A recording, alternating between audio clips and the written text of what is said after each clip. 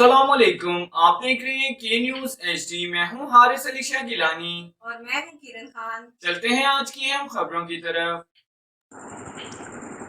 رخ کریں گے ساہیوال کا اور بات کریں گے کراچی کے مسنگ پرسن کی۔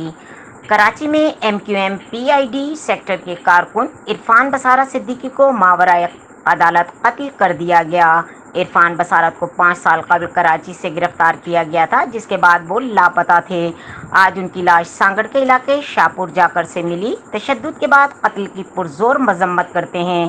مجرمان کے لیے عدالتیں قائم ہیں، مجرم تھے تو عدالت میں پیش کیا جاتا اور سزا اور جزا جو بھی صورتحال ہوتی دی جاتی۔ مزید ہم سندھ حکومت سے مطالبہ کرتے ہیں کہ فی الفور کمیٹی تشکیل دے کر اس کی صاف و شفاف انکوائری کروائی جائے اور ذمہ داران کے خلاف سخت سے سخت کارروائی عمل میں لائی جائے۔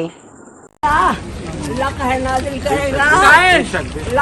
آپ دیکھیں یہ اس کی حالت ہے، جھوٹ بولا کہ ایک ہاتھ نہیں لگایا، ایسی تصویریں جو دکھا نہیں سکتی۔ تشدد اللہ پوچھے گا، اللہ پوچھے گا، اللہ قہر نازل کرے گا، اللہ قہر نازل کرے گا، اللہ پوچھے گا، اللہ پوچھے گا، اللہ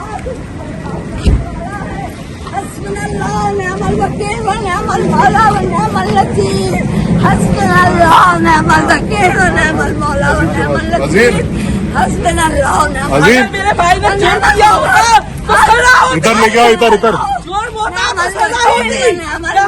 سزا قانون نہیں ہے، پولیس نہیں ہے، قانون ہے تو سزا دیتے، اس طرح مار کے پھینک دیا۔